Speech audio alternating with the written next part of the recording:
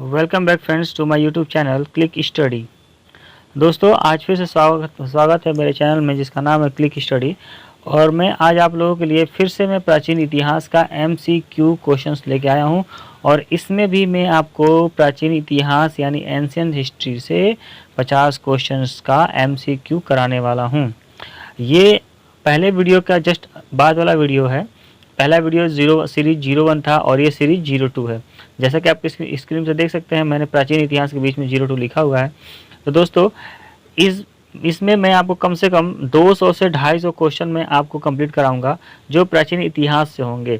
और ये क्वेश्चन अगर आप तैयार कर लेते हो तो आपका कंपलसरी है कि किसी न किसी एग्जाम में आराम से आपको प्राचीन इतिहास तैयारी करने की जरूरत नहीं पड़ेगी। आप यहाँ से पढ़ाई कर सकते हो। तो फ्रेंड्स चलिए शुरू करते हैं।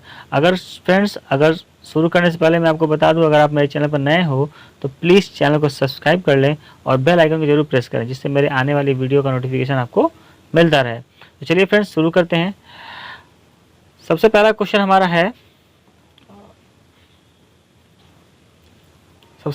हमारा है निम्नलिखित में से कौन सी विशेषता सिंधु घाटी सभ्यता से संबंधित नहीं है। तो इसमें से कौन सा ऐसा है जो सिंधु घाटी सभ्यता से संबंधित नहीं है, आप इसका आंसर बताइए।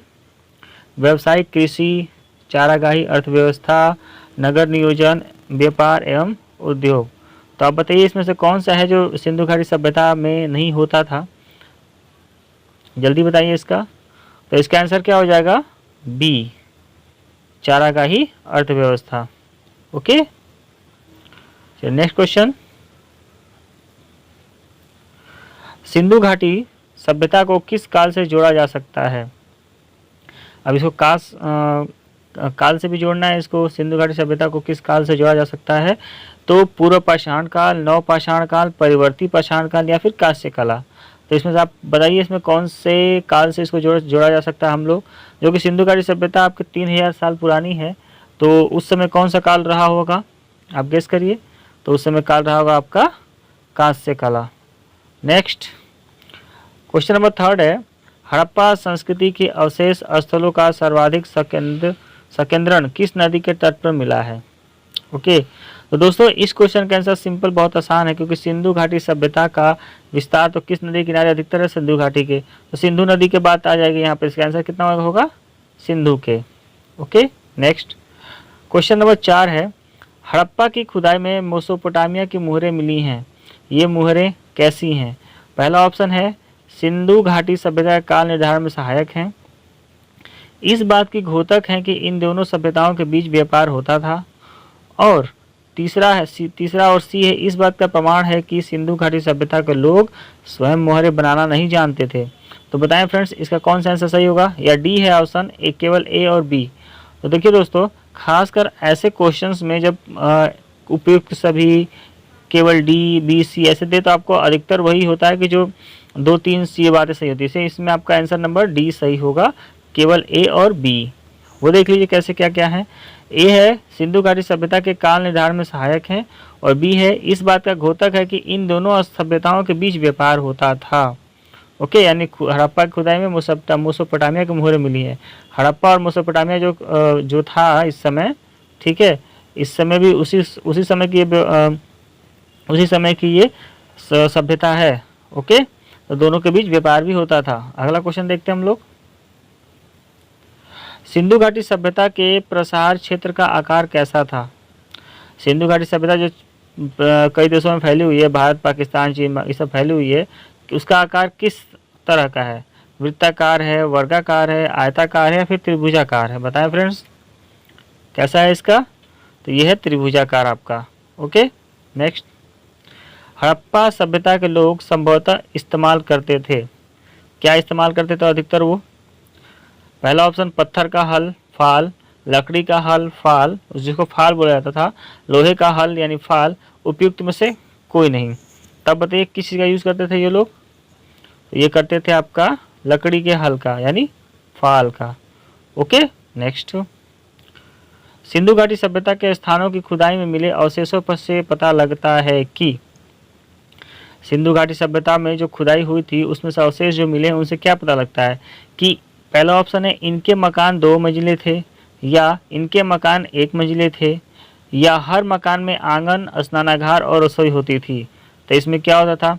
तो देखिए, सिंधु घाटी सभ्यता में हम हमेशा पढ़ते आ रहे हैं कि उसमें मकान 2 मंजिलें होती थी। ठीक है, इनके प्राय आखिर 1 मंजिल नहीं होती थी, ये गलत होगा। सी वाला देखिए, हर मकान में आंगन होता था, स्नानागार और रसोई घर, चौकोर बनाते थे ये लोग मकान। ओके, और जो सड़कें होती थी इनकी, वो कैसी होती थी? इस तरह से जैसे हम लोग शतरंज खेलते हैं उस हिसाब से ऐसे बनते थे इनका। ठीक है, तो हमारा ऑप्शन डी सही हो जाएगा। ओके, चलिए नेक्स्ट देखते हैं हम लोग।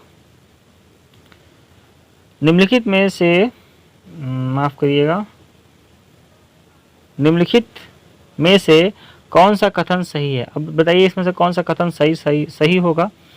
ए है, सिंधु सभ्यता में नगरीय सुविधाओं का अभाव था। ये तो गलत है भैया। सिंधु सभ्यता के लोग प्रकृति पूजक थे। नहीं, ये भी सही नहीं है। सिंधु सभ्यता के लोग यज्ञ हवन आदि करते थे। नहीं। सिंधु सभ्यता के लोग मूर्ति पूजक थे। हाँ, ये सही है। सिंधु सभ्यता के लोग जो थे मूर्ति की पूजा करते थे, अपने देव की, यानी मातृ देवी की। हड़प्पा के निवासी किस युग में थे? अब इसका बताइए कौन से युग में? हड़प्पा के निवासी किस युग में थे? अभी सबसे पहला क्वेश्चन मैंने लिया था, कौन सा था? कांस्य कला में था, वो कांस्य युग में। तो अभी देखिए इसमें क्या ऑप्शन सही होना चाहिए यहाँ पे? उत्तर पाषाण युग, कांस्य युग, लौह युग, ताम्र युग। तो बताइए सही आंसर क्या होगा?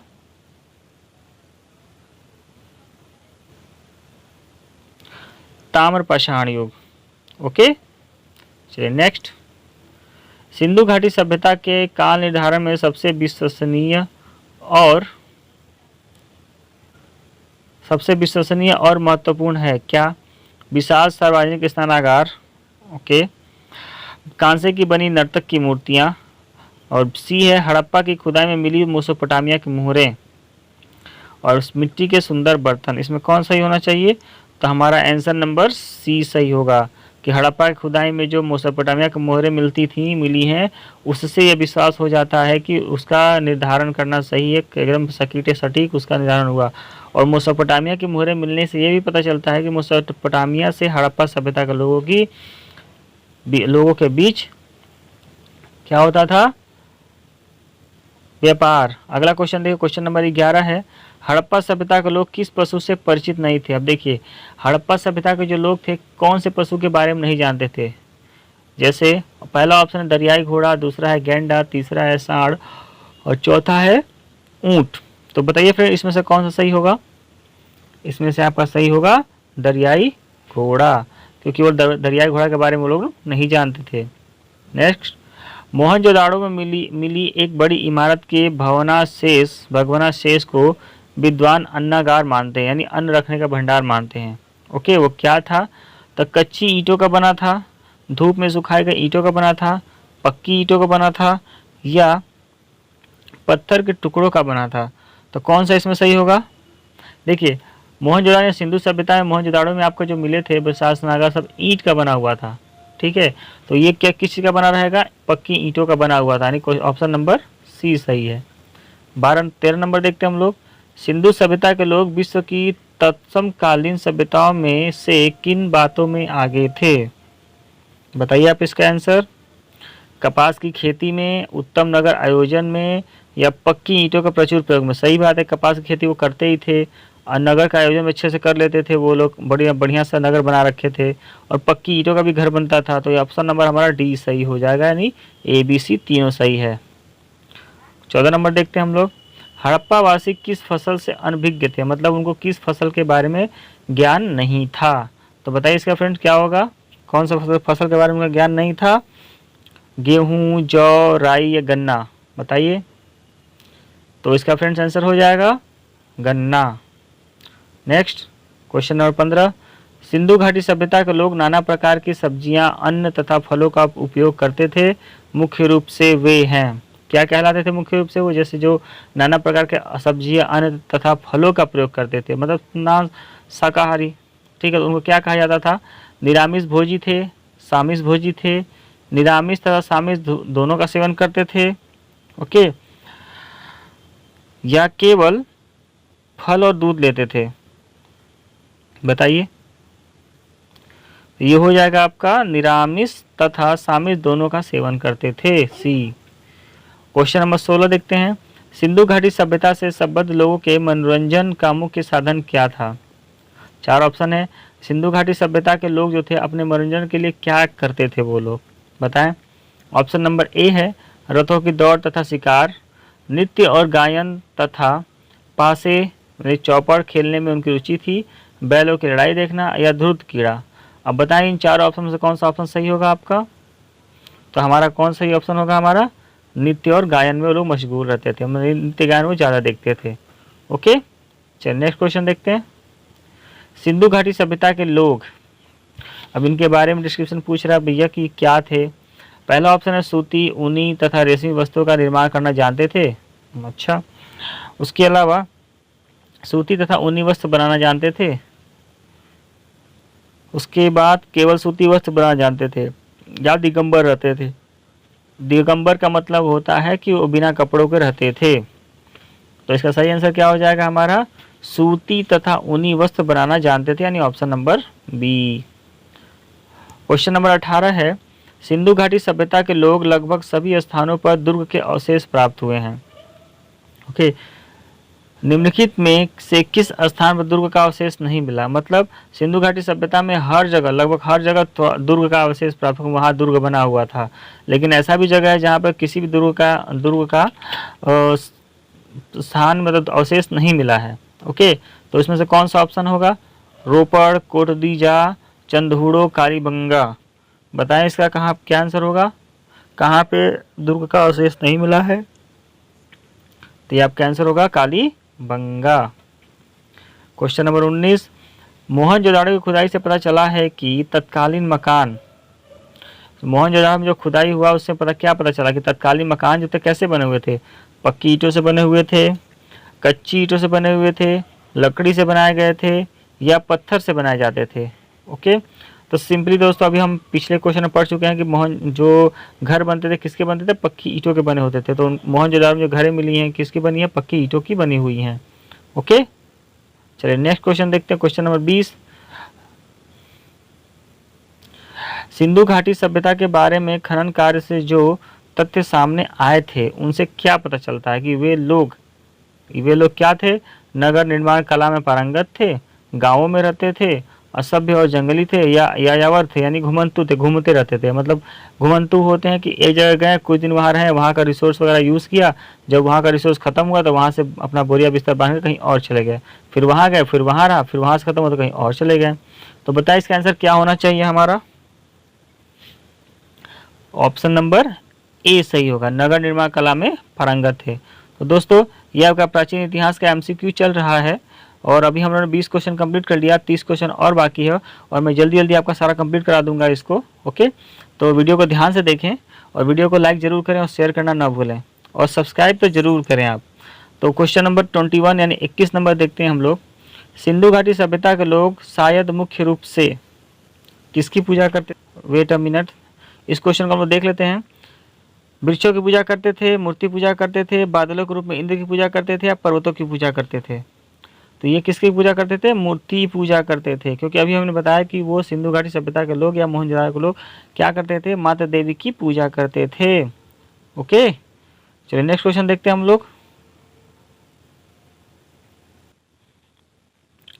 तो क्वेश्चन नंबर 22 हमारा है दोस्तों। क्वेश्चन नंबर 22 ध्यान देखिएगा। सिंधु घाटी सभ्यता के पतन का कारण क्या था? आप बताएं इसका आंसर क्या होना चाहिए? भयावह भूचाल रहा होगा, बाहरी हमला रहा होगा, अज्ञात है या फिर अनेक प्राकृतिक विपत्तियां एक साथ आ गई होंगी। क्योंकि सिंधु घाटी सभ्यता का पतन का कारण आज तक पता नहीं लगाया गया है, इसलिए उसको अज्ञात माना गया है फ्रेंड्स। ओके, तो आंसर क्या होगा? अज्ञात। अगला क्वेश्चन है, सिंधु घाटी सभ्यता से संबद्ध व्यक्ति लिखना पढ़ना जानते थे। ओके, प्राप्त मुद्राओं से पता चलता है कि उनकी लिपि थी, क्या थी? ब्राह्मी लिपि थी, खरोष्ठी थी, पढ़ी नहीं जा सकी और देवनागरी थी। तो क्या थी वो? तो दोस्तों आपको मैं बता दूं कि सिंधु घाटी सभ्यता से जो भी चीज़ें प्राप्त हुई हैं वो आज तक पढ़ी नहीं जा सकी हैं। क्या इस भाषा बहुत ही कम लिखा गया? जैसे अगर 100 चीज़ें मिली है सिंधु घाटी सभ्यता में तो मात्र उसका 4%, 4 चीज़ ही उसके बारे में पढ़ा गया है, समझा गया है। वो भी बहुत मुश्किल है उसको समझना और पढ़ना। ओके, तो हमारा आंसर क्या होना चाहिए? सी, पढ़ी नहीं जा सकती। क्वेश्चन नंबर 24 देखते हैं हम लोग। मोहनजोदाड़ो में किए गए खनन कार्य से ऐसा पता चलता है कि उस काल के लोग कृषि करना जानते थे, किंतु वे चावल यानी धान की भी फसल उगाते थे।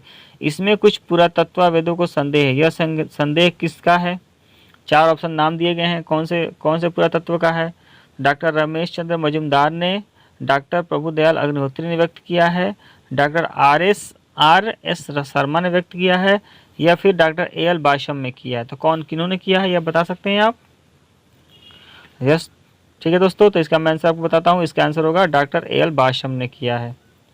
नेक्स्ट क्वेश्चन, सिंधु घाटी सभ्यता से संबंधित लोग शवों का अंतिम संस्कार कैसे करते थे? बताएं आप इसका आंसर। जलाकर करते थे, गाड़कर करते थे, या पारसियों की तरह किसी ऊंचे स्थान पर खुला छोड़ करते थे, या उक्त सभी प्रकार से करते थे? बताइए। तो दोस्तों, वो सिंधु घाटी सभ्यता के लोग जो शवों का अंतिम संस्कार इन तीनों प्रकार से कर देते थे। ओके, ये आप ध्यान रखिएगा। नेक्स्ट क्वेश्चन, वेदों के अनेक विभाग बताए जाते हैं, किंतु मुख्य रूप से इनके जो भाग हैं उन्हें क्या कहा जाता है? वेदों के बहुत से विभाग बताए जाते हैं, वेदों के अनेक विभाग बताए जाते हैं, बहुत से भाग बताए जाते हैं, लेकिन उनमें से कुछ मुख्य थे। उनके भाग कौन कौन से, नाम बताएं उनका, कौन कौन से नाम थे उनका? बताइए। संहिताएं अथवा मंत्र कहा जाता था, ब्राह्मण मंत्र कहा जाता था, अरण्यक और उपनिषद कहा जाता था, या उपयुक्त तीनों कहे जाते थे? तो उन्हें क्या कहा जाता था? उपयुक्त तीनों। मैं आपको बताया कि इस क्वेश्चन में अधिकतर मिलेगा आपको उपयुक्त तीनों, ABCD, तो आपका वही लगाना है आपको। ओके, नेक्स्ट देखते हैं हम लोग। वेदों के अनेक विभाग बताए जाते हैं, किंतु मुख्य रूप से, देखिए ये भी क्वेश्चन कॉमन हो गया है। ओके, तो इसका भी आंसर सेम होगा, उपयुक्त तीनों कहे जाते थे। वेद का शाब्दिक अर्थ है, वेद का शाब्दिक अर्थ क्या होना चाहिए यहाँ पे बताएं आप? वेद का शाब्दिक अर्थ होगा पवित्र, ज्ञान, पूजा पाठ या ईश्वर की स्तुति। क्या होना चाहिए बताइए आप? इसका सही आंसर होगा ज्ञान। अगला क्वेश्चन, वैदिक काल की प्राचीनता के बारे में पंडित बाल Gangadhar Tilak, Jacobi, Max Muller, winter नित्य प्रवृत्ति विद्वानों ने अलग अलग मत किए हैं। श्री तिलक के मत से वैदिक साहित्य का रचना काल ईसा से, कौन से ईसा से है बताएं आप? 300 वर्ष पहले का है, 10,000 वर्ष पहले का है, 2,000 वर्ष पहले का है, या 1500 वर्ष पहले का है? तो श्री तिलक जी ने क्या मत दिया था? तो उन्होंने मत दिया था आपका 10,000 वर्ष पहले का है। ओके, अगला देखते हैं हम लोग। भारतीय सभ्यता का प्राथमिक सोपान यानी सबसे प्रारंभिक चरण किसे माना जाता है? चार ऑप्शन है। सभ्यता का प्राथमिक, भारतीय सभ्यता का प्राथमिक सोपान यानी शुरुआती किसे माना जाता है? चार ऑप्शन है। वैदिक संस्कृति, ऋग्वैदिक सभ्यता, सिंधु घाटी सभ्यता, या उपयुक्त में से किसी को भी नहीं? बताइए इसका।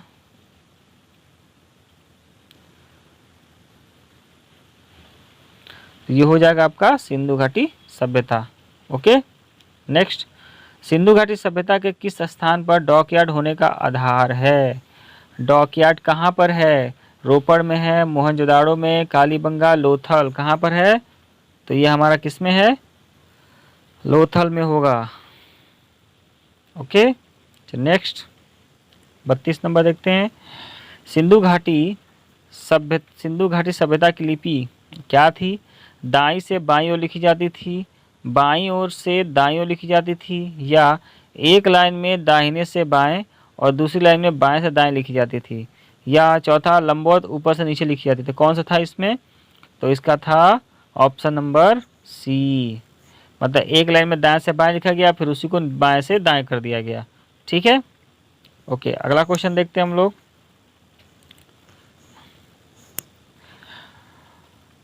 कुछ सिंधु घाटी सभ्यता के लोग शेर, गैंडे और जंगली भैंसे से परिचित थे, क्योंकि इस घाटी के स्थानों की खुदाई में इन जंतुओं का क्या मिला भैया? तो इन जंतुओं का कंकाल मिले, कुछ मोहरे पर इन जानवरों के चित्र बने हुए मिले। ओके, उसके अलावा कांसे की मूर्तियां मिली उपयुक्त तीनों, बताएं। तो इसमें सही आंसर होगा हमारा कुछ मोहरों पर इन जानवरों के चित्र अंकित हुए मिले थे। ओके, अगला क्वेश्चन देखते हैं हम लोग। खोजकर्ता खोज काल काल क्रम में कौन सा स्थान सबसे बाद का है, मतलब इन चारों जगहों को जब खोजा गया तो सबसे पहले कौन खोजा गया, बाद में कौन, कैसे खोजा, तो किसका स्थान सबसे लास्ट में आता है, बताएं। चंदहड़ो, सुरकोटदा, कालीबंगा या बनवाली, सबसे लास्ट में या सबसे अंतिम में किसको खोजा गया था, बनवाली को। Okay, next question. हड़प्पा में खुदाई का काम किसने कराया था, हड़प्पा में खुदाई का काम किसने करवाया था, S.R. दास ने, R.S. विष्ट ने या दयाराम साहनी ने या फिर जॉन मार्शल ने, बताएं आपका किसने कराया था, तो दयाराम साहनी ने। ओके, चलिए नेक्स्ट क्वेश्चन देखते हैं हम लोग। 36 नंबर है, मोहनजोदाड़ो का विशाल स्नानागार किस बात का संकेत करता है, मोहनजोदाड़ो का जो विशाल स्नानागार है किस बात का संकेत करता है, बताइए आप।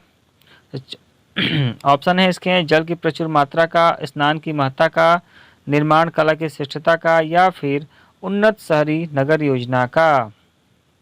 तो क्या होना चाहिए इसका, बताएं आप। उन्नत शहर नगरी योजना को ये इंडिकेट करता है। ओके, नेक्स्ट क्वेश्चन है क्वेश्चन नंबर 37। सिंधी घाटी सभ्यता के निवासियों की सामाजिक एवं धार्मिक स्थिति का सर्वोत्तम बोध किससे होता है, मतलब उनकी सामाजिक और धार्मिक स्थिति बहुत अच्छी थी, सर्वोत्तम थी, किस चीज़ से हम लोग देख के पता लगा सकते हैं या फिर पता लगाया गया है। 4 ऑप्शन है, मुहरों से, दुर्गों के अवशेषों से, टेराकोटा फिगर से या मिट्टी के बर्तन से। तो इसमें कौन सा ऑप्शन सही होना चाहिए फ्रेंड्स, आप बताएं इसके बारे में।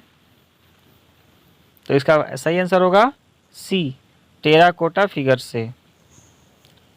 सिंधु घाटी, अगला क्वेश्चन है क्वेश्चन नंबर 38।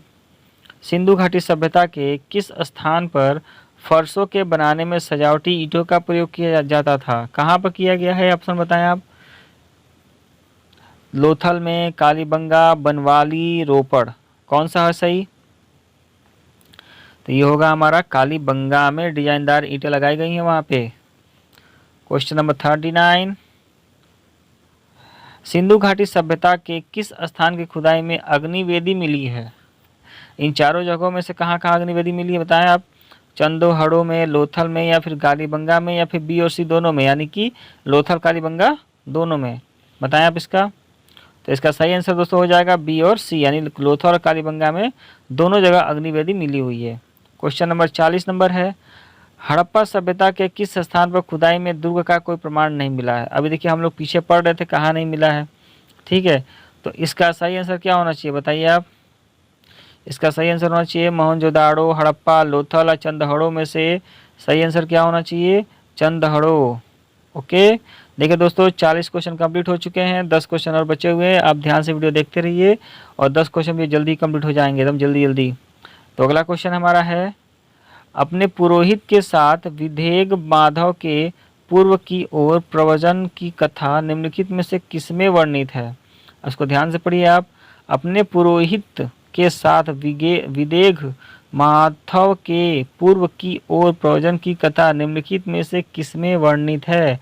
एतरत ब्राह्मण, सतपथ ब्राह्मण, गोपथ ब्राह्मण या फिर बृहदारण्यक उपनिषद में, किसमें है आप बताइए इसका आंसर।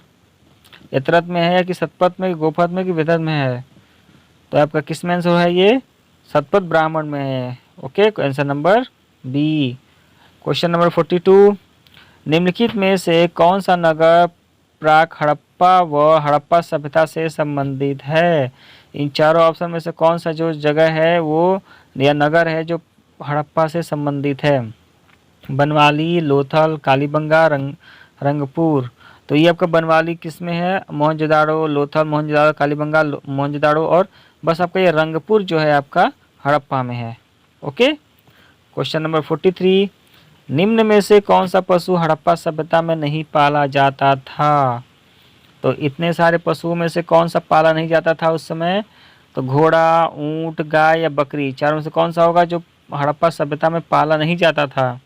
तो ऑप्शन नंबर ए यानी घोड़ा नहीं पाला जाता था। क्वेश्चन नंबर 44, हड़प्पा सभ्यता के लोग निम्न में से किस वस्तु का प्रयोग नहीं करते थे? पहिया का प्रयोग नहीं करते थे, भाला का, सिक्के का या नौका का? तो हड़प्पा सभ्यता के लोग व्यापार जब करते थे चीज़ों का आदान प्रदान करते थे, वो लोगों सिक्के का प्रयोग नहीं करते थे। तो ऑप्शन होगा सी हमारा सही होगा, और सिक्के का प्रयोग नहीं करते थे। क्वेश्चन नंबर 45 है, 45 नंबर, मोहनजोदाड़ो की विशालतम इमारत थी, मोहनजोदाड़ो में सबसे बड़ी इमारत क्या मिली थी?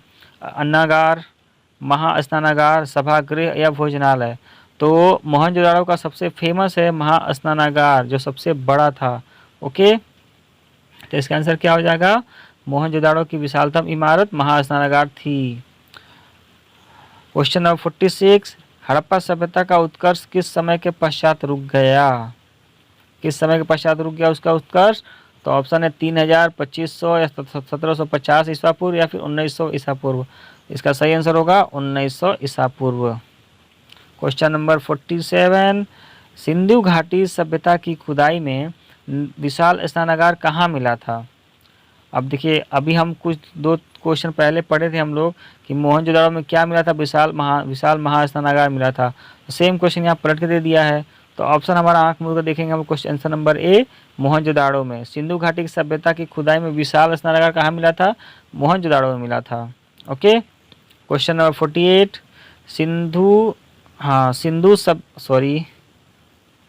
48 है, सिंधु सभ्यता से संबंधित नृत्य करती हुई महिला की मूर्ति बनी थी, किस चीज़ की बनी थी भैया? तो आप देख लीजिए इसको, चांदी की, कांस्य की, सोने की या फिर पाषाण की बनी थी। अब पाषाण कौन सा धातु होता है पता नहीं, तो ये किस चीज़ की बनी थी? अब ऑप्शन बताएं आप। तो ये बनी थी किसकी? कांस्य की बनी थी। क्वेश्चन नंबर 49 है, सिंधु घाटी की सभ्यता के सामाजिक जीवन के संबंध में निम्न में से कौन सा कथन सही है? ऑप्शन ए, समाज में जाति व्यवस्था की, ऑप्शन बी, समाज में पुरुष प्रधान था, सी, समाज मातृ प्रधान था, और डी, समाज में पुरुष और स्त्रियों के समान अधिकार थे। तो इसका आंसर आप बताइए, इसका आंसर क्या होना चाहिए, क्या होगा इसका आंसर? तो इसका आंसर होगा सी ऑप्शन, समाज जो था मातृ प्रधान था सिंधु घाटी सभ्यता के लोगों के समय।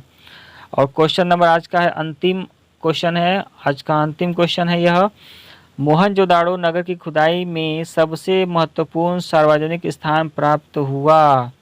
तो सबसे सार्वजनिक स्थान या सबसे महत्वपूर्ण क्या प्राप्त हुआ था? राजमहल, बड़ा स्नानागृह, अन्न भंडार या बंदरगाह? तो इसका सही आंसर आप बताइए दोस्तों। मैं आपको 5 सेकंड का समय दे रहा हूँ, यह अंतिम क्वेश्चन है। तो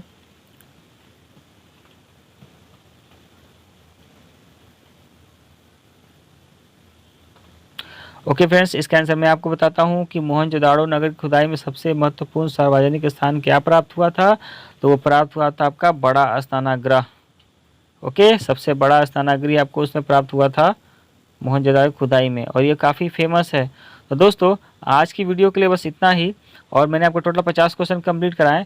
अगर आपको वीडियो अच्छा लगा तो पर ज़रूर इसको लाइक करें और शेयर ज़रूर करें, और कमेंट करना ना भूलें। आपका कमेंट, लाइक, शेयर ही में हमारे लिए बहुत ज़्यादा प्रेरणादायक होता है, जिससे हम लोग और भी आगे वीडियो बनाते रहेंगे। वीडियो देखने के लिए बहुत बहुत थैंक यू, और आपका दिन शुभ हो।